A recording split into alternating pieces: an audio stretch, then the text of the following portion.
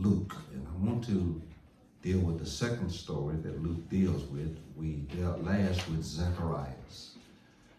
And then we dealt with Simeon. Simeon was the man who went to the temple every day, and he was waiting to see the Christ child, to hold that Christ child in his arms. And finally, one day, in his faithfulness to carry out his duty and to, as he waited for the Christ child, he got there and he got to hold the child in his arms. And he looked at the child and he said to the Lord, "Now I can die." Simeon was faithful to God as Zacharias was faithful to God, according to the Gospel of Luke.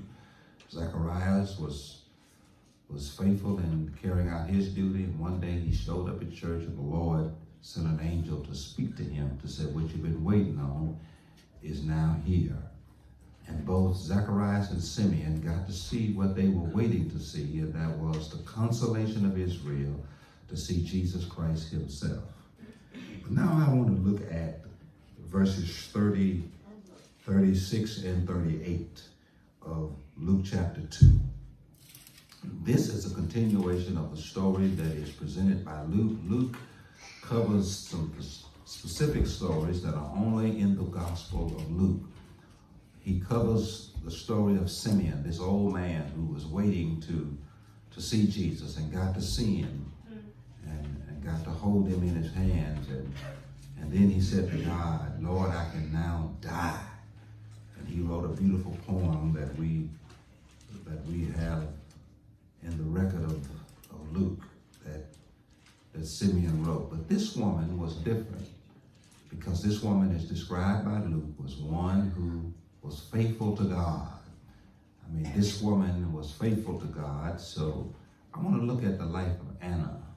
Anna is mentioned only by Luke. Luke tells his story and he puts a name to her.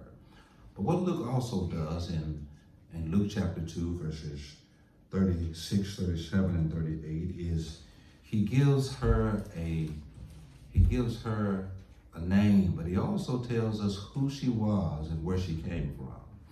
And it doesn't seem significant that this story is even in the Bible, because no other gospel writer, not Matthew, not Luke, or John, covers this story.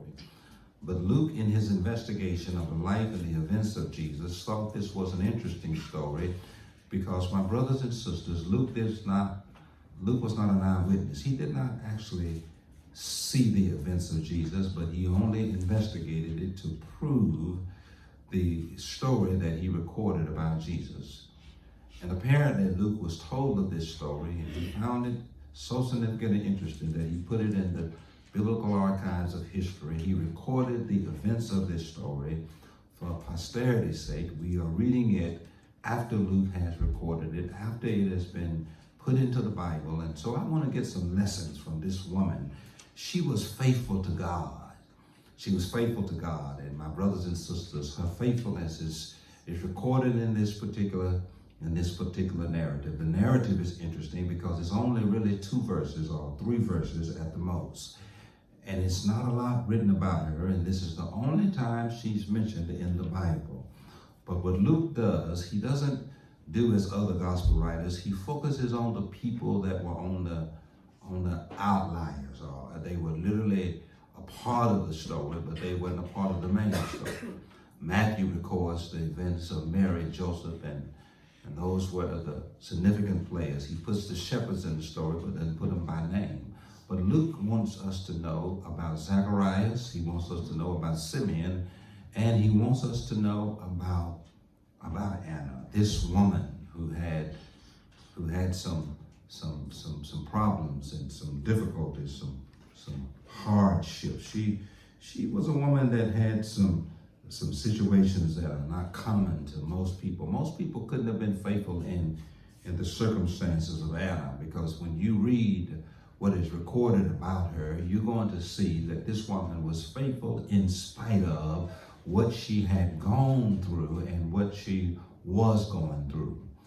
One of the things that is interesting in this story about Anna is that her life was marred in difficulties. If you read the text that is in Luke chapter 2, starting at verse 36, Luke is going to tell us that She came from the line of Asher.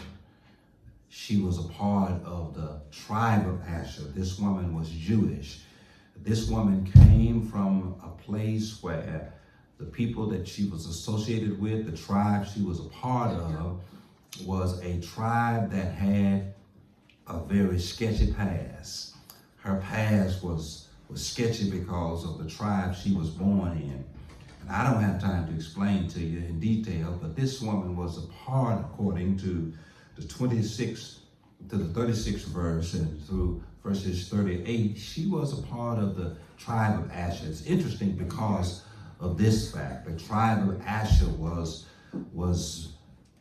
started because of Jacob. Jacob loved Rachel, but her father Laban tricked Jacob into marrying Leah. Leah was the first wife of Jacob, but she wasn't the woman that he loved, but he ended up marrying her first, and then got Rachel.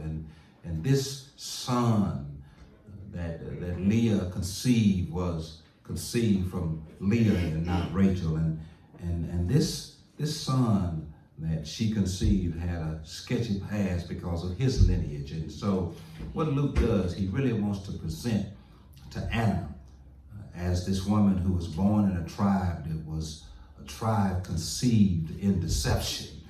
And so he really wanted to lay out this picture that despite your past and what you came from and what you associated with, God can still use you.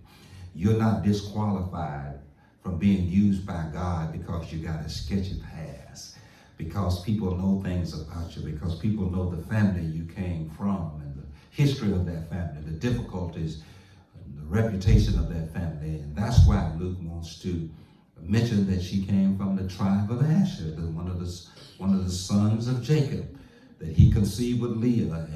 And he really says that because he wants the reader to understand that your past doesn't disqualify you. Your past doesn't exempt you from being used by God. God can use you even though people know everything about you.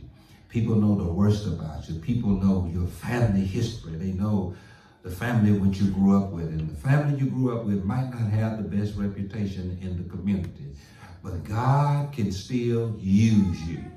And so he gives who she is and where she came from, because he wanted to really send that message and give us that message of this woman's not her reputation based on what she did, but her reputation based on who she came from and who she was associated with by blood. And so that's why he mentions the tribe of Asher, who her father was. And to any Jew, this was significant information.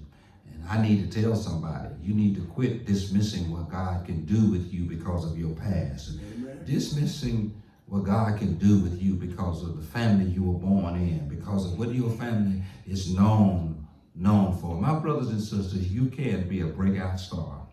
You can be born into an environment of poverty and to an environment of substance abuse, drug abuse. You can be born into a family where people in that family don't have the best reputations, but that doesn't exempt you or disqualify you from being used by God.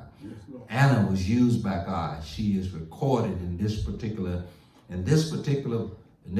book, in this chapter, in verse 36. And so he wants us to know who she is by association and where she came from. And I love people who dismiss me because I'm a sham and a traitor. My brothers and sisters and my uncles before me might have had a reputation, but my brothers and sisters, it didn't exempt God from using me.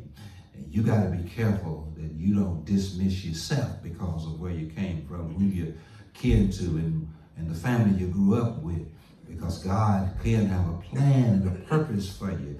You got to understand that, and you got to know that. But then he kind of gives us a little more about this woman. He really, in this text, and I want to read just really one verse, and that's verse 37, because he's going to give us some critical information about this woman, this woman's past, this woman's present situation, and how all of the difficulties surrounding this woman, yet she was faithful to God. And her response is that she is thankful to God that he has sustained her and kept her and allowed her to live long enough to see what she wanted to see.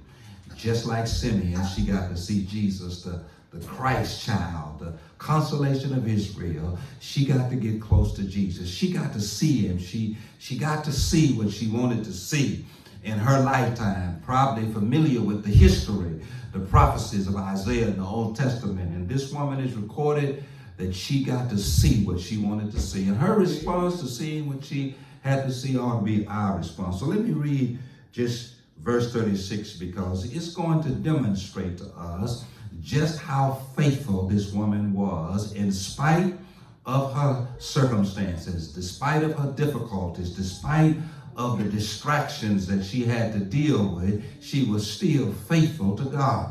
And I need to tell you, you got to learn to be faithful. You're going to go through a lot. You've been through a lot. You're going through a lot, but you still have to be faithful. Don't let what you've been through, what you're going through, keep you from being faithful to God. Amen. So let me give you just a couple of verses. I just want to talk about, in this particular text, being faithful to God and surviving the worst.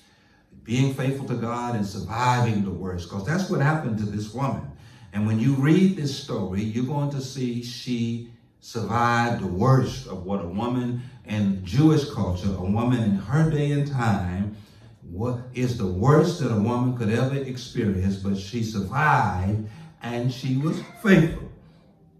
So let me read a couple of verses. Let me just read the 8th part of verse 36. Now there was one Anna, a prophetess, the daughter of Peniel, from the tribe of Asher. She was great in age and lived with her husband 7 years from her virginity. This woman was a widow and was about 84 years old. And she did not depart the temple, but served God with fasting and prayer night and day. And coming in that instant, she gave thanks unto the Lord and spoke of him to all those who were looking for redemption in Jerusalem. You may be seated. I want to look at this text because it is a woman who is faithful, and she survives the worst. She survives the worst, and she is still faithful to God. And what we are told in verse 36, we are given a detailed description of her faithfulness to God. The question I want to ask you, are you faithful to God? Can you be faithful to God when things don't go right in your life and everything goes wrong? And this is an interesting story because it speaks to a woman faithful to the call, a woman faithful in her duty, a woman who is faithful in her commitment to God, even though she has been through difficulty. You know, many people abandon the ship when they go through hard times. Then many people throw up the white flag when they go through difficulties in life, when they experience unexpected things that throws their life into a tailwind. They tend to give up and throw in the towel. But this woman is a demonstration of faithfulness. Faithfulness when nothing goes right, everything goes wrong, when you go through some things.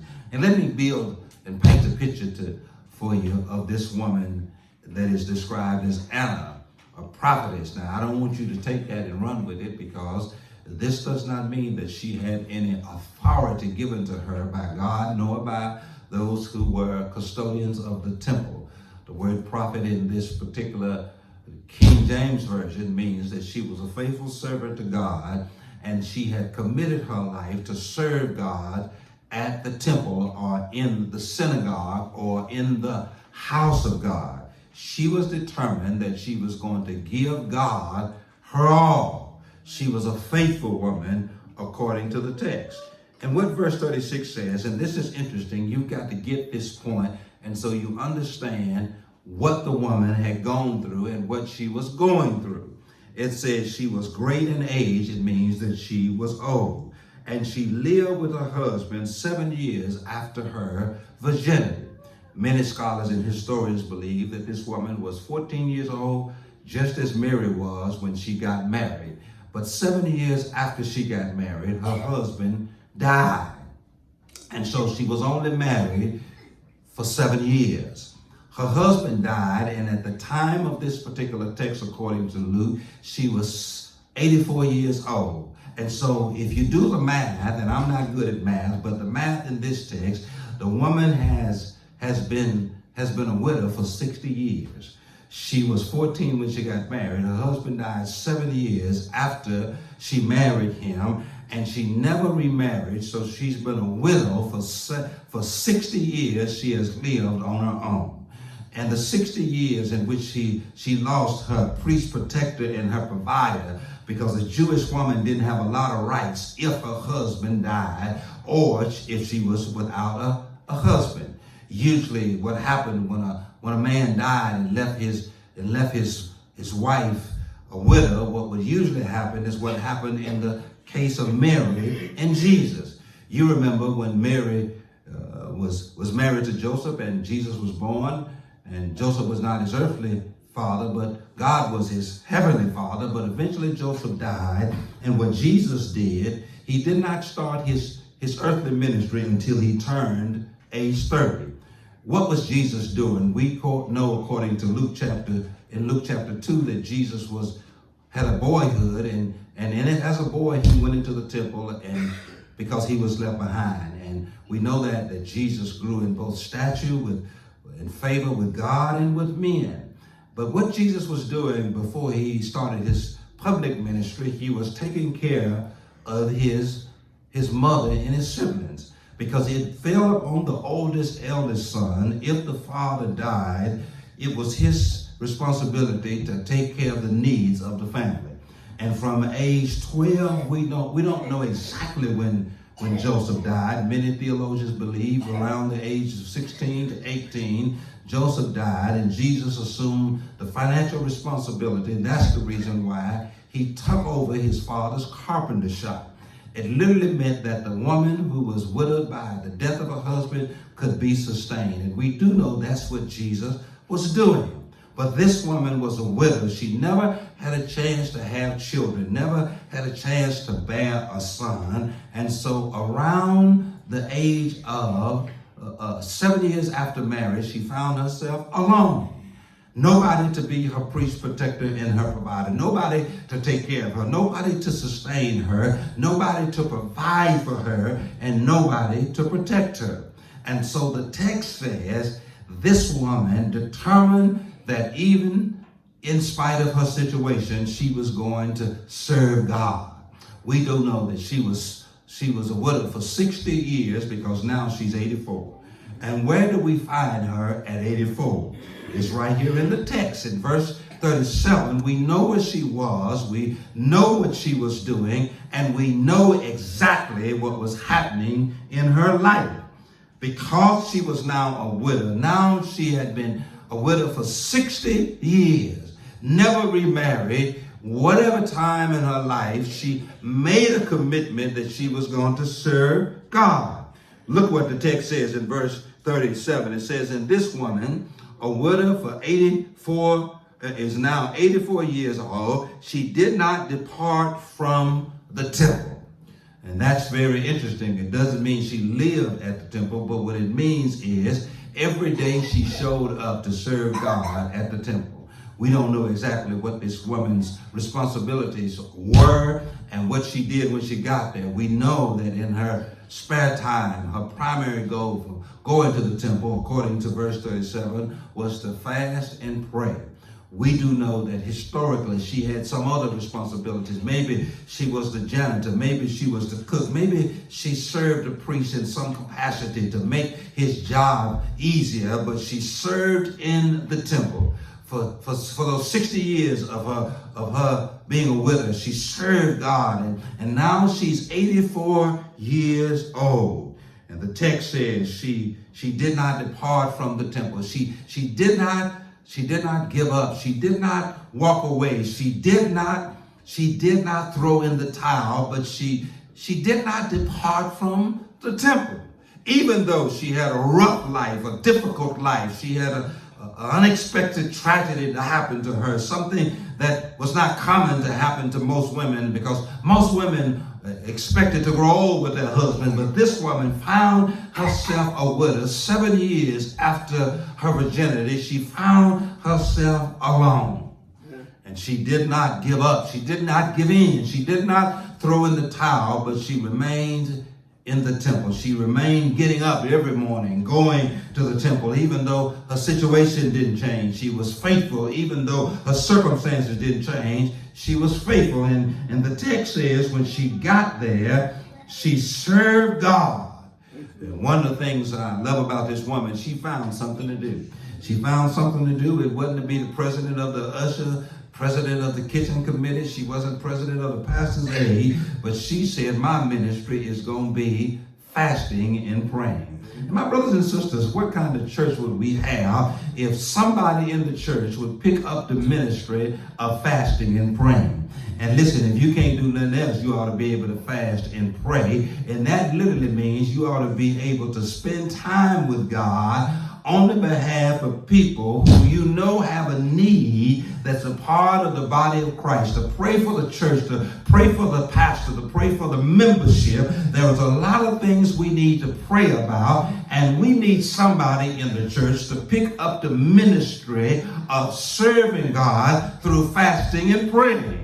But everybody wants a leadership position, a prominence in position. They want to be seen and they want to be heard. They want to be known. But this woman picked the ministry that probably put her out of the public eye. She was probably somewhere in the temple while the priest and the rabbi were up teaching and carrying out their responsibility. This woman was fasting and praying. She had a prayer ministry that lifted up supplications and prayers on the behalf of other people. And if we had more people who would pick up the ministry of fasting and praying, our churches would be more powerful. Our leaders would be more powerful. Our people would be more powerful. And you don't have to have a location in the church in order to carry out this ministry. You can go, according to Timothy Wright, into your secret closet. You can go into your prayer room at your house and pray and carry out this ministry. Amen. And really, my brothers and sisters, you might not get an applause. You might not get a recognition, but Anna decided she was going to serve God, and her ministry was going to be fasting and praying. Amen. And she was going to do it night and day. It doesn't mean that she did it all day, but it does mean she did it twice a day. She went to the temple, and every day, twice a day, she went in there, not to hold a position, not to lead anybody, but to get on her knees and talk to God. Amen. Do you not know what a great ministry that is? Amen. The great Dr. Charles C. Spurgeon, one of the greatest preachers in Europe, one of the great preachers of our times, to whom we as preachers reference in our preaching. We study his commentaries, and who preached almost 30,000 sermons in his lifetime and preached sometimes 12 times a week.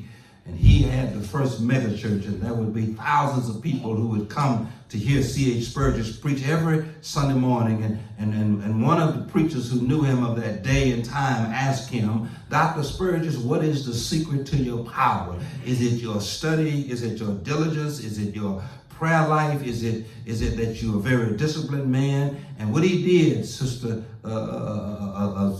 he took him down in the basement of the church. And in the basement of the church, right under the pulpit, there was a group of people. Every time C.H. Spurgeon would stand up to pray, under him, right under the pulpit, there were about 300 people under the pulpit in the basement of the church, and they would be praying while he's preaching. And he said, that's the secret to my power, is I got people praying while I'm preaching. And wouldn't that be a great ministry for somebody to pick up while the preacher is preaching, they are just praying? And C.H. Spurgeon said, that's the secret to my power. While I'm talking to you, I've got some people talking to God for me. That's lifting up my name in prayer. That's the secret to my power. And this woman decided my ministry is going to be fasting and praying. And I'm going to close by telling you this woman was some kind of a prayer warrior. She literally served God in the temple, even though she had a difficult life, a very difficult life. but she also had a very devoted life. And if you're going to be faithful to God, despite of your past, despite of the difficulties that you have in life, you got to have a devoted life to God. Now, she wasn't serving the temple, but the text says she was serving God. Despite what was going on in her life, despite what was going on in the temple, she was devoted to serving God. You can be devoted if you take your eyes off people and put them on God. You're not doing this to get an applause, approval, and to impress people, but you're doing it because you are devoted to God. She was devoted to God, to serve Him, to fast and pray, to go to the temple twice a day just to pray.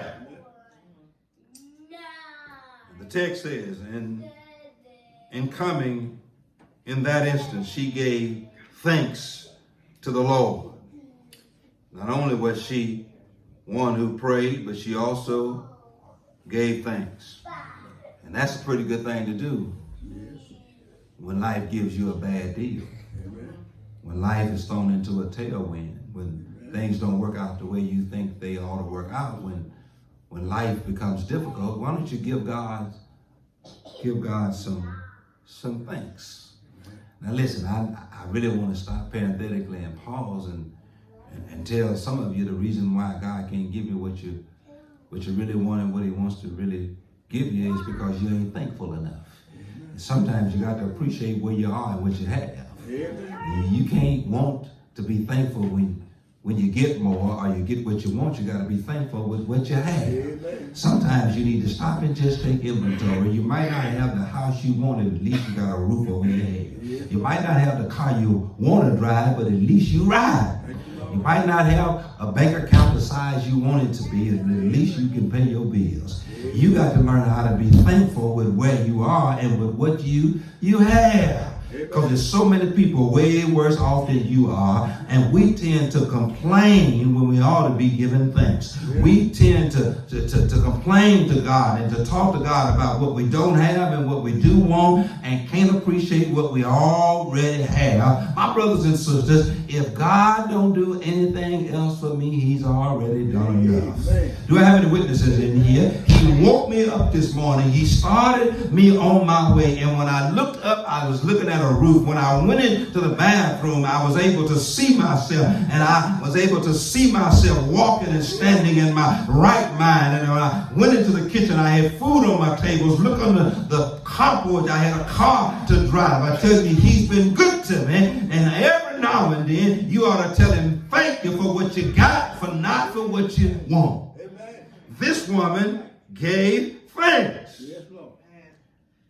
And she spoke of Him to all who looked for the redemption in Jerusalem. And let me tell you, when she saw Jesus, because that's really a continuation of the story of Simeon, is that this woman saw Jesus. And when she saw Him, she told all who was looking for Jesus, all who was looking for redemption, all who was looking for hope, she told them about Jesus. Amen.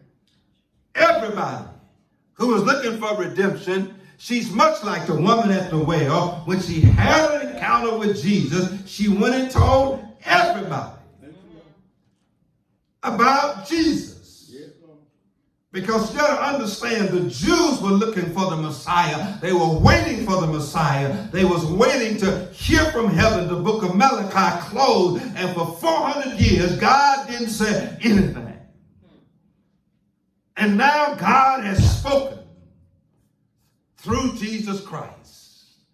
Simeon was there and saw the Christ child and proclaimed that I have now seen and held the consolation of Israel. And we don't know whether the woman was there at the same time. The text would indicate that she heard the words of Simeon and she got happy. And she told everybody in Jerusalem, He's here. Who we've been looking for, who we've been waiting for, the redemption and the hope of Israel is here. And I've got to close by telling you that this woman couldn't keep the good news about Jesus to herself. She had to tell him. Not only have I saw him, but you need to know that Jesus is here. That our redemption, and that's an interesting word. I've got to close what I tell you. The redemption that we've been looking for. Redemption is when something is bought back and given a second chance. When something is redeemed from punishment and judgment. This woman was literally saying, we've been spared. We've been saved. Hope is here.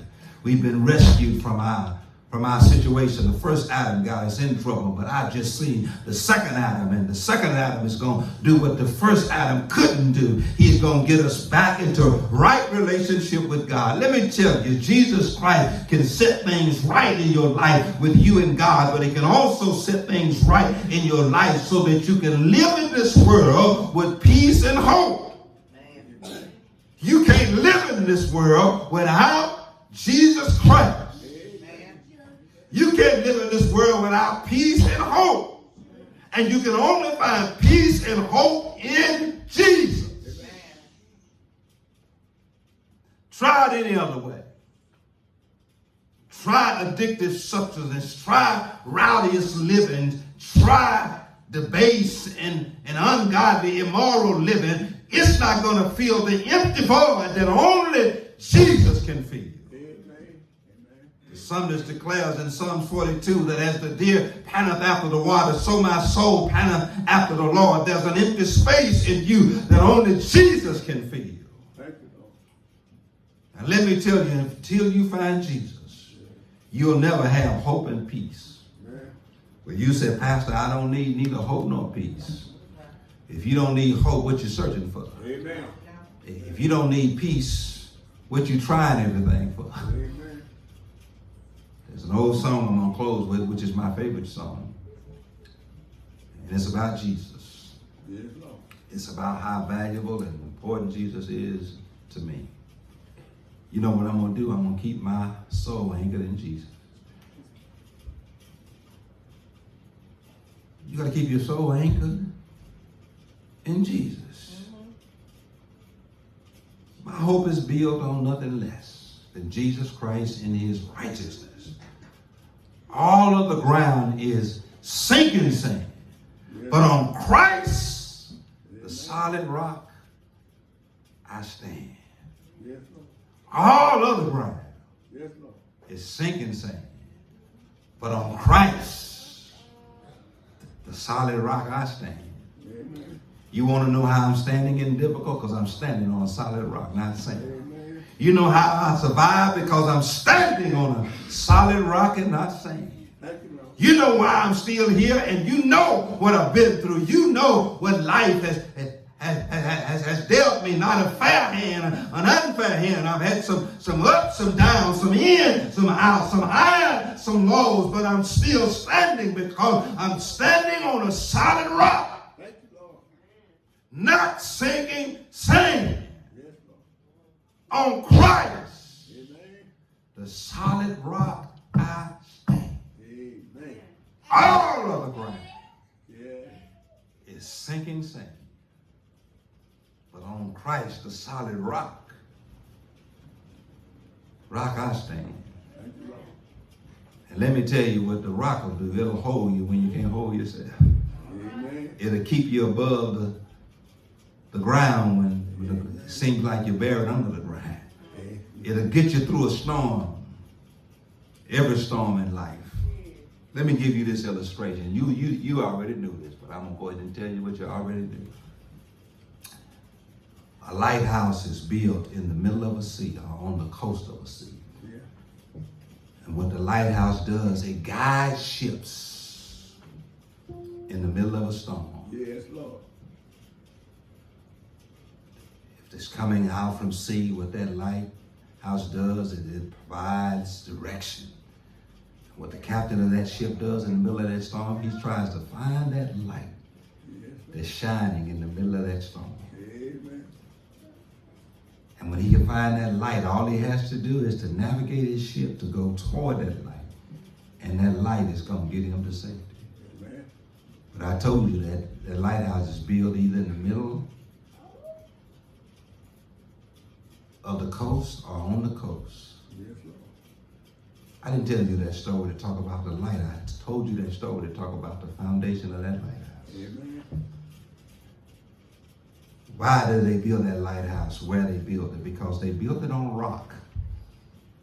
The foundation of that lighthouse is what keeps it standing. It withstands the storm no matter what it does to anything around it. It's built so it can survive a storm because it's built on rock.